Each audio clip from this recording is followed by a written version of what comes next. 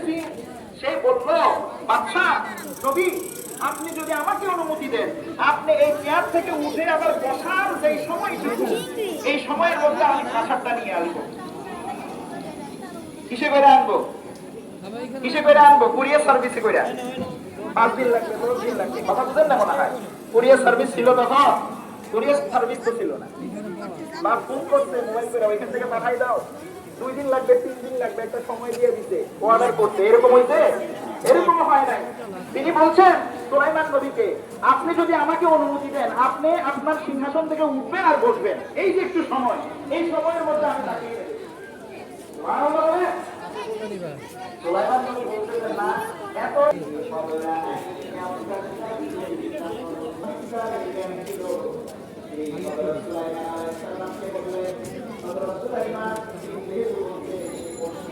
আপনি উত্তর করতে যে সময় দিবেন এর ভিতরে সে আপনি দিবে, কিন্তু আমি এত সময় দিব না।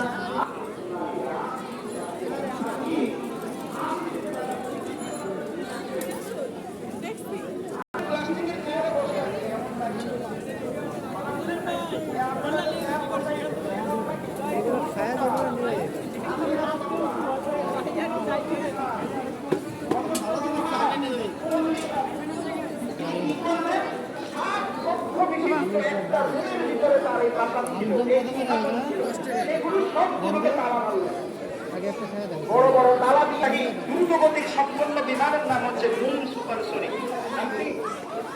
1800 কিলোমিটার বুম সুপারসনিক নাম ওভারটিউন, মানে শব্দ তরঙ্গের চাইতেও গতিশীল।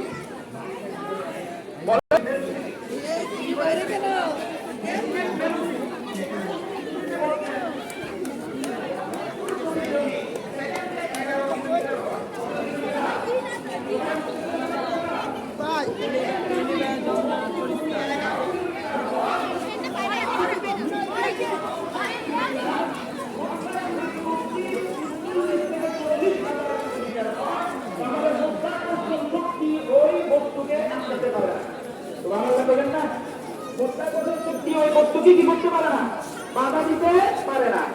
এই নদী পৃথিবীতে আছে, এই নদীরও পৃথিবীতে আছে। 1969 সালে এই পৃথিবী থেকে নাসা, অ্যাপোলো 11, নীল আর্মস্ট্রং আর বাজ অলড্রিন দিয়া তাদের দেশে পাঠাইছে কি পাঠায় নাই? তাদের দেশে মানুষ গেছে কিনা বলেন?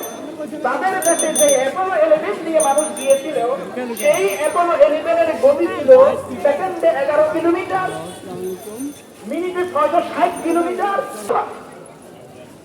তাহলে বোঝা যাচ্ছে আমাদের নবীজির পরে এসেও যে এভাবে করে যাওয়া যায়, এটা প্রমাণিত।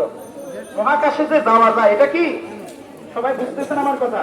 মহাকাশে বানান শব্দের তার চাইতে অনেক বেশি শক্তি হয়ে যায়। বুঝতেছেন না আমার কথা? বুঝতেছেন না? সবাই বুঝতেছেন? একটা উদাহরণ আর রহমান আর রহিম, আল্লাহ জানা কয়টা না? বলেন তো, আর রহমানের মধ্যে কয়টা অক্ষর কে বলতে পারবে?